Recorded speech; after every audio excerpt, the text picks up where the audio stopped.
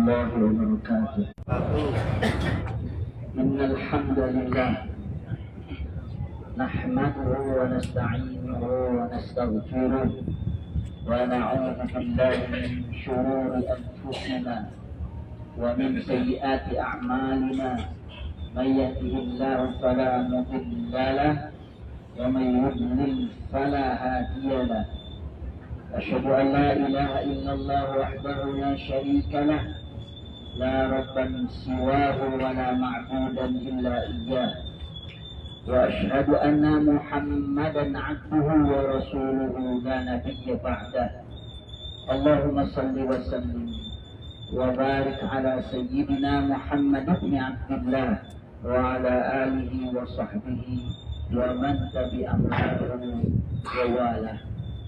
أما بعد فيا أيها الناس أوصيكم ونفسي بتقوى الله فقد فاز المتقون. وقال تعالى أعوذ بالله من الشيطان الرجيم يا أيها الذين آمنوا اتقوا الله حق تقاته ولا تموتن إلا وأنتم مسلمون.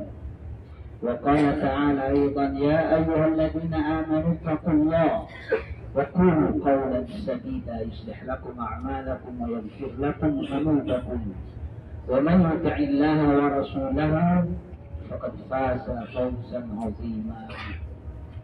وقال تعالى أيضا يا أيها الذين آمنوا اتقوا الله ولتنظر نفس ما قدمت لغد واتقوا الله إن الله خبير بما تعملون.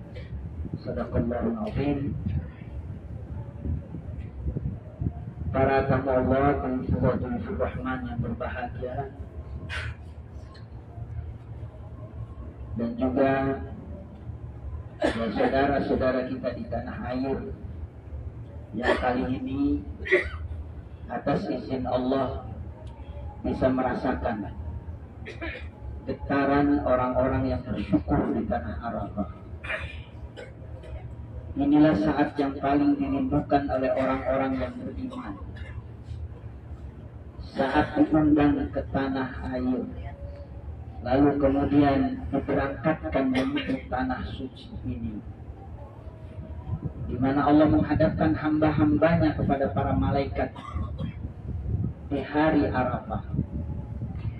Pada saat inilah Allah menjanjikan pembebasan dari api jahanam sebanyak-banyak dari hamba-hambanya.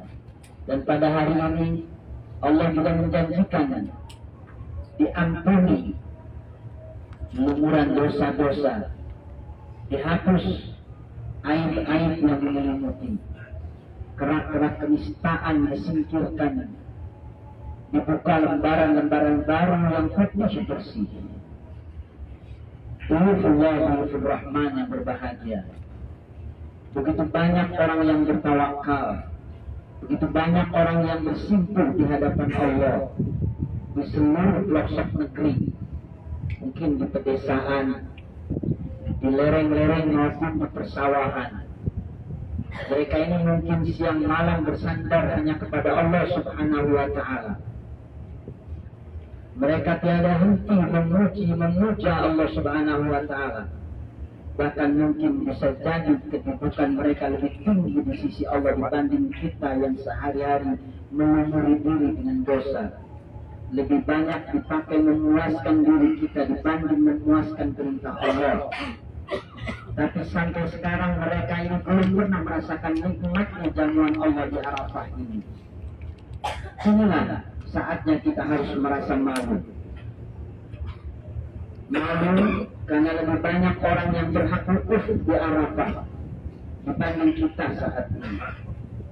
Kita lihat orang yang di keningnya berbekas dengan bekas sujud, hanya bisa menangis sepanjang hayatnya untuk bisa dijamu oleh Allah di padang Arafah ini. Tapi kapan kita melakukan seperti itu? Karena itu bapak-bapak, ibu-ibu, saudara-saudara yang hadir di bumi Arafah ini, hari ini adalah hari buat kita untuk bersyukur. Bisa jadi kita hadir di tempat ini bukan karena kesalehan kita. Kehadiran kita di sini mungkin karena ridha Allah atas orang-orang yang kita sakiti, yang mereka balas sakit hatinya dengan doa penuh kemuliaan bagi kita. Mungkin kita berada di tempat ini berkat doa fakir miskin yang kita lempar dengan uang 100 rupiah, 500 rupiah, atau 1000 rupiah. Tapi mereka menerima dengan ridho dan memohon kepada Allah agar mengampuni kita. Mungkin kita berada di tempat ini berkat doa para pembantu yang tidak pernah kita hargai jasa baiknya, tetapi mereka sabar bangun malam dan meminta kita diberi hidayah. Mungkin kita berada di tempat ini karena doa orang tua kita yang tiada henti-hentinya agar memiliki anak yang saleh dan salehah. Padahal begitu sering kita melukai hatinya. Atau mungkin kita berada di tempat ini karena doa anak-anak kita yang sering dikecewakan contoh buruk yang kita lakukan, sehingga mereka meminta kepada Allah agar memiliki orang tua yang saleh dan salehah. Tentunya tiada kebaikan yang mengantar kita ke tempat ini, ya selain dari rahmat, selain dari kasih sayang dan kemurahan Allah Subhanahu wa Ta'ala yang Maha Agung. Kita berhutang banyak kepada mereka. Tidak ada jalan bagi kita untuk menjadi sombong dan takabur dengan jamuan Allah di Arafah ini, kecuali kita harus malu dan jujur kepada diri sendiri. Harta yang Allah titipkan kepada kita tak jarang kita nafkahkan sekedar sisa dari uang jajan kita. Zakat enggan kita bayarkan, sedangkan bagi orang yang paling musuh dengan cara yang paling memalukan. Bahkan kita lebih suka memberikan barang-barang yang mahal untuk kita pamerkan kepada makhluk daripada menafkahkan harta di jalan Allah untuk bekal kepulangan kita nanti. Lalu lihat bagaimana kita bersujud kepada Allah Subhanahu wa Ta'ala. Dari 24 jam satu hari Allah memberikan waktu kepada kita. Sujud sering kita percepat, bahkan kalau perlu putus, sedangkan pengkhianatan kita tiada henti dan tiada terputus pula. Dan mengapa Allah memberi kesempatan kita berada di tanah Arafah ini? Rasanya lebih banyak orang yang lebih layak, lebih pantas untuk dimuliakan Allah Subhanahu wa Ta'ala saat ini. Yang lain tahu secara persis siapa diri kita. Ada yang mencatat kata-kata kita yang begitu jarang menyebut nama Allah. Lalu mereka tahu ya betapa banyak orang yang terluka hatinya, tercabut perasaannya. Allah Maha tahu fitnah yang tersebar karena lisan kita selama ini. Betapa banyak orang yang terjerumus ke dalam maksiat karena kita yang menunjukkan. Di antara malaikat yang hadir saat ini, ada yang menyaksikan kita, yang mendekati zina dengan mata kita, dengan lisan kita, karena tiada yang tersembunyi bagi Allah Subhanahu wa Ta'ala. Sesungguhnya hari ini adalah hari yang paling malu bagi kita. Orang musuh seperti kita ini memberi kesempatan berada di tempat mulia ini. Bahkan amal-amal yang paling tidak disukai Allah kita pun sering melakukan. Kesombongan, takabur adalah amal yang membuat iblis dilaknat oleh Allah Subhanahu wa Ta'ala selamanya. Tidak akan pernah selamat masuk surga orang yang di dalam hatinya ada takabur, walau sebesar biji zarah. Lihat apa yang Allah titipkan bagi jalan kesombongan bagi kita. Otak kita cerdaskan sedikit saja oleh Allah Subhanahu wa Ta'ala. Kita diberi kesempatan sekolah, kesempatan kuliah, namun malah membuat kita jadi penentang, menganggap rendah orang tua kita yang pendidikannya tidak setinggi kita, menganggap rendah pembantu-pembantu kita.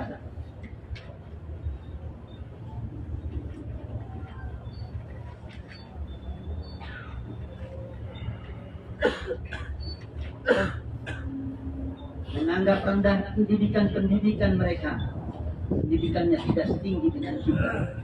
Menganggap rendah orang lain yang tidak pernah mengenyam pendidikan setinggi kita. Padahal demi Allah, saudara-saudaraku sekalian, Otak ini adalah milik Allah.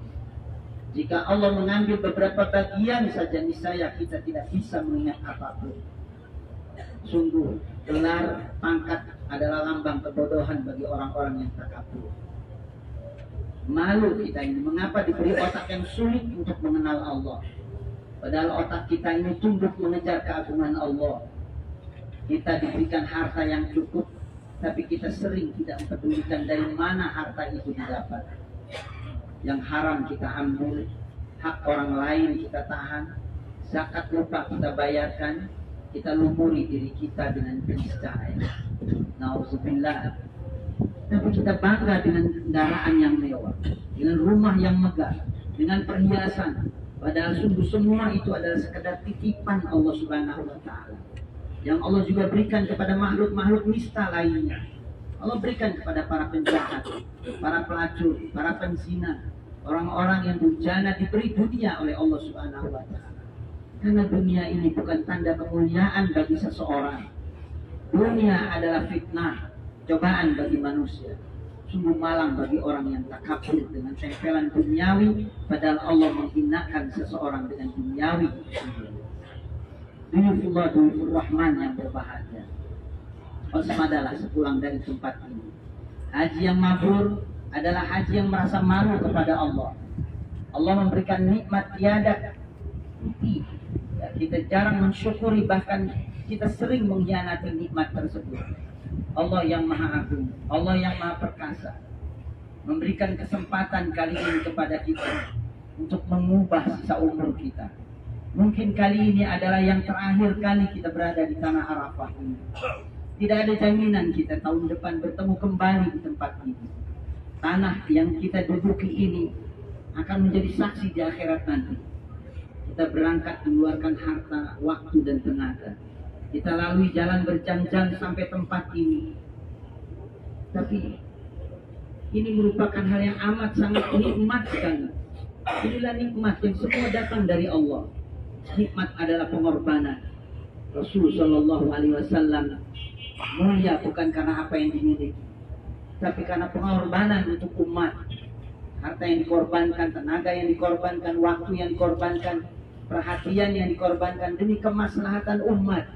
Sepulang dari sini tidak pernah akan bahagia kecuali orang yang paling menikmati berkurban untuk orang lain. Yakinlah bahwa apa yang kita miliki akan bermanfaat sebanyak-banyaknya bagi hamba Allah. Sebaik-baik manusia adalah orang yang banyak manfaat. Khairun nas anfa'uhum linnas. Percayalah bahwa kita tidak akan bahagia dengan mengumpulkan harta kekayaan. Justru kebahagiaan datang dengan menafkahkan harta. Kita tidak bahagia dengan ingin ditolong orang lain. Kita bahagia justru dengan menolong orang lain.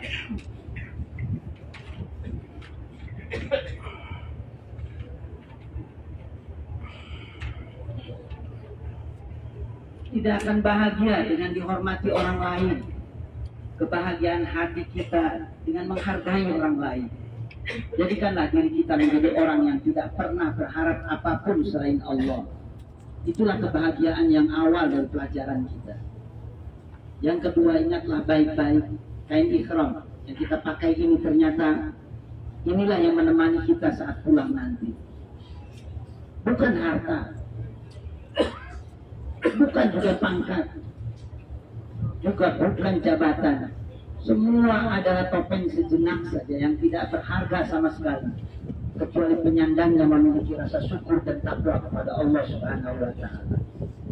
Sepulang dari tempat ini, pastikan jangan sembunyi di balik jabatan, jangan bersembunyi di balik penampilan yang bagus, jangan bersembunyi di balik rumah yang megah, jangan bersembunyi di balik gelar yang berderet, tapi bersembunyilah di balik Allah. Harta, pangkat, dan jabatan tidaklah berharga kecuali orang yang bertakwa. Sekuat-kuatnya, jangan ubah yang Allah titipkan ini menjadi jalan kesombongan. Tiada yang dimuliakan oleh Allah, tiada satupun yang diangkat derajatnya oleh Allah kecuali orang-orang yang tawadhu. Tiada seorang pun yang tawadhu di antara kamu semata-mata karena Allah, kecuali Allah akan meninggikan derajatnya. Oleh karena itu, sepulang dari sini pastikan menjadi orang yang paling rendah hati, yang tidak akan memamerkan topeng seperti ini, kecuali insya Allah kemuliaan akhlak yang menjadi andalan yang kelak sebagai bekal perpulangan ya dari tanah alam ini. Dan yang ketiga, sepulang dari haji ini nanti, ingat baik-baik bahwa ternyata Allah menciptakan haji ya dengan pertemuan dari segala bangsa, kulit, ada yang hitam, ada yang putih, mata sipit, tinggi, lurus, cacat, mereka semua adalah saudara kita. Terkadang kita merasa saudara kita itu rendah. Terkadang kita menganggap persaudaraan itu karena darah, persaudaraan itu karena tempat, persaudaraan karena bangsa. Tapi kita lihat di sini, saudara kita begitu banyak. Pepatah mengatakan satu musuh sudah mempersempit kehidupan kita, tapi memperbanyak teman tidak akan pernah cukup. Sebab memperbanyak teman adalah memperbanyak saudara. Sesungguhnya orang yang beriman itu bersaudara. Orang-orang yang merasakan banyak saudara hidupnya akan lebih ringan. Kita berbelanja dengan harga yang mahal.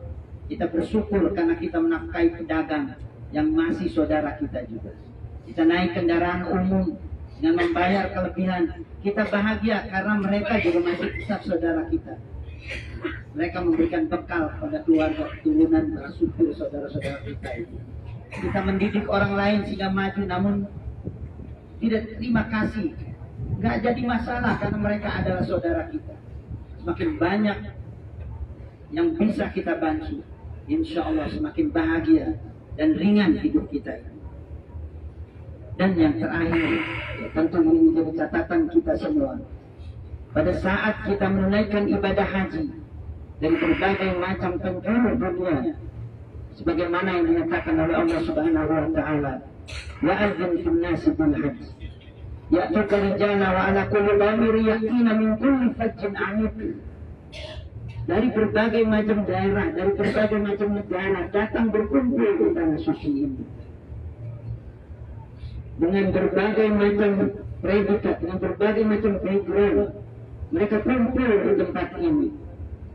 Tetapi adakah dan berapa banyak di antara kita yang saat ini pikirannya tertambat kepada saudara-saudara kita yang sedang berada di satu daerah, berada di satu tempat di mana mereka setiap hari menghadapi kematian demi kematian. Tidak ada ruang bagi mereka untuk hidup. Mereka terus dibantai, mereka terus dibunuh oleh Zionis laknatullah. Saudara-saudara kita di Gaza, saudara-saudara kita berapa? Mereka ini betul-betul mengharapkan bantuan dan doa dari kita semua. Bahkan di antara ulama-ulama kita itu ada yang mengatakan, ketika ada saudara-saudara kita dalam kondisi yang tidak menentu, ketika saudara-saudara kita memerlukan bantuan, ketika saudara-saudara kita sedang menghadapi musibah besar seperti Gaza dan di Rafah ini, lalu kemudian kita berhaji, apakah haji kita ini diterima oleh Allah Subhanahu wa taala? Apakah haji kita ini termasuk yang mabrur dan mabrurah? Selama kita diam, selama kita tidak pernah berpikir untuk bersama-sama yang menyelesaikan konflik, menyelesaikan permasalahan yang dihadapi oleh umat Nabi Muhammad Sallallahu Alaihi Wasallam di bumi Gaza dan Rafah ini. Padahal ya kita semua tahu bahwa mereka ini adalah orang-orang yang dipilih oleh Allah Subhanahu Wa Taala untuk menjaga Masjidil Aqsa di Palestina. Sebab Masjidil Aqsa ini, jika tidak ada kaum muslimin, jika tidak ada para mujahid yang ada di Gaza, yang ada di Rafah ini, tentu kita akan memiliki nasib yang lebih minah lagi.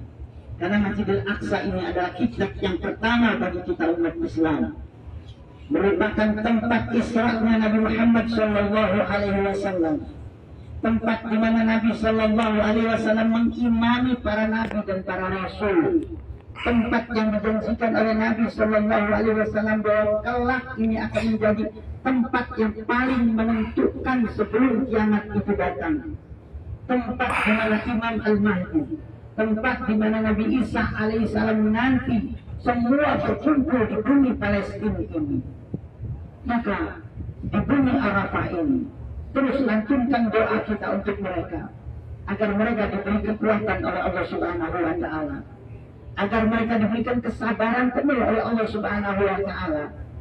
Memang korban terus menerus berjatuhan puluhan ribu anak-anak, ibu-ibu, orang-orang yang tidak memiliki daya dan kekuatan. Dan memang Zionis ini tidak pernah memandang siapa yang akan menjadi target. Oleh karena itu, di bumi Arafah di mana doa-doa kita ini diijabah, kita lantunkan doa untuk mereka. Kita meminta kepada mereka, karena Nabi kita Muhammad Sallallahu Alaihi Wasallam ketika suatu hari Aisyah radhiyallahu anha istrinya minta didoakan kepada Nabi. Lalu Nabi Sallallahu Alaihi Wasallam mendoakan Aisyah, ya Allah ampunilah dosa dan kesalahan Aisyah, yang besar, yang kecil, yang sengaja dan yang tidak sengaja, yang nampak dan yang tidak nampak. Aisyah terlihat bergembira. Lalu kata Nabi Sallallahu Alaihi Wasallam, bergembirakah engkau wahai Aisyah? Siapa yang tidak gembira ya Rasulullah? Doakan seperti itu. Aisyah, ketahuilah bahwa aku setiap saat, setiap selesai sholat fardu, aku mendoakan umatku seperti itu. Maka kemudian ulama-ulama ada yang kemudian mencontoh seperti apa yang dilakukan oleh Nabi kita Muhammad Sallallahu Alaihi Wasallam. Allahumma ighfir li ummati Sayyidina Muhammad. Allahumma arham ummata Sayyidina Muhammad. Allahumma astur ummata Sayyidina Muhammad. Allahumma ajbur ummata Sayyidina Muhammad. Allahumma aslih ummata Sayyidina Muhammad. Allahumma afi mubtala ummati Sayyidina Muhammad. Allahumma shfi marda ummati Sayyidina Muhammad. Allahumma ansur mujahidina min ummati Sayyidina Muhammad. Doa-doa ini mestinya setiap saat kita lantunkan di malam hari. Di setiap saat ketika kita mendoakan umat Nabi Sallallahu Alaihi Wasallam, sesungguhnya Allah dan Nabi Muhammad Sallallahu Alaihi Wasallam menyukai dan menyenangi. Allah dan Rasul Sallallahu Alaihi Wasallam mencintai kita karena kita senantiasa memperhatikan saudara-saudara yang lain. Wallahu fi auni al-'abdi ma kana al-'abdu fi auni akhihi. Allah Subhanahu wa Ta'ala akan terus bersama seorang hamba, akan terus membela menolong hamba ketika hamba itu memberikan pertolongan kepada yang lain. Sekali lagi, saya mengimbau untuk kita semua pada saat kita wukuf di bumi Arafah ini, selipkan doa-doa untuk kebaikan umat Nabi Muhammad Sallallahu Alaihi Wasallam. Kita minta kebaikan dunia, minta kebaikan akhirat, minta kebaikan untuk diri dan keluarga kita, dan selipkan, doakan saudara-saudara kita, siapapun mereka, baik yang kita kenal ataupun yang tidak kita kenal. Terakhir, ya kita minta kepada Allah Subhanahu wa Ta'ala agar Allah Subhanahu wa Ta'ala menjadikan haji kita ini haji yang mabrur, haji yang betul-betul membawa kebaikan. Sebagaimana yang Nabi Sallallahu Alaihi Wasallam ingatkan, haji mabrur itu adalah tibul kalam. Haji mabrur itu adalah yang kata-katanya lembut, yang kata-katanya bermanfaat, yang kata-katanya tidak pernah menyinggung perasaan orang lain. Haji mabrur itu adalah it'am ta'am, memberikan makanan, memiliki jiwa sosial yang tinggi, terus memberikan perhatian kepada saudara-saudara kita. Inilah hakikat haji yang mabrur. Ya terlebih, ya pada saat saudara-saudara kita di Gaza, di Irak dan Rafah ini sedang mengalami nasib seperti itu, maka teruslah berdoa dan keluarkan sebagian apa yang kita miliki untuk bisa membantu.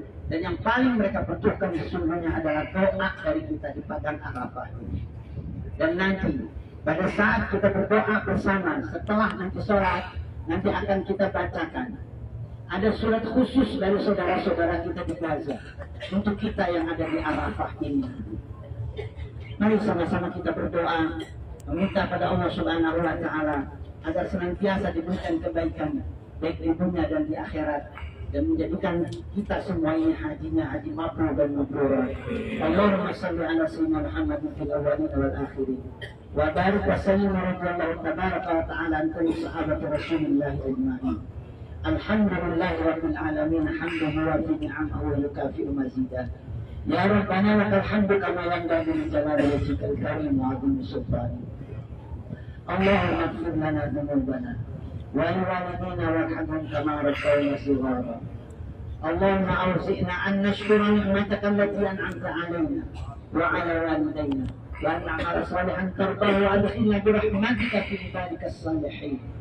اللهم اجعل حجنا حجا مبرورا وسعينا سعيا مشكورا وذنبنا ذنبا مغفورا وعملنا عملا مقبولا وتجارتنا تجارة لن تحور. اللهم لا تدع لنا في مقامنا هذا ذنبا إلا غفرته ولا دينا إلا قضيته ولا مريضا إلا شفيته ولا حاجة من حوائج الدنيا والآخرة إلا قضيتها ويسرتها يا الله يا رب العالمين. ربنا آتنا من لدنك رحمة وهيئ لنا من أمرنا رشدا. ربنا آتنا في الدنيا حسنة وفي الآخرة حسنة وقنا عذاب النار وادخلنا الجنة مع الأبرار يا عزيز يا غفار يا رب العالمين. بفضل سبحان ربك رب العزة عما يصفون وسلام على المرسلين والحمد لله رب العالمين. Ya, kita akan sholat zuhur dan asar, kita akan jamak takdim qashar. Ya, nanti setelah itu ya baru nanti kita akan doa bersama, ya kemudian zikir ya bersama sambil membawa tasbih masing-masing. Ya baru setelah itu kita akan doa sendiri-sendiri. Ya. Sekarang kita minta kata muadzin itu ya qomat.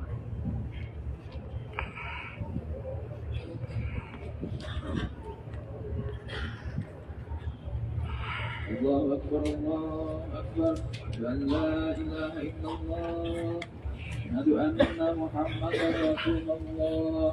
حي على الصلاة حي على الفلاح قد قامت الصلاة قد قامت الصلاة. الله أكبر الله أكبر لا إله إلا الله.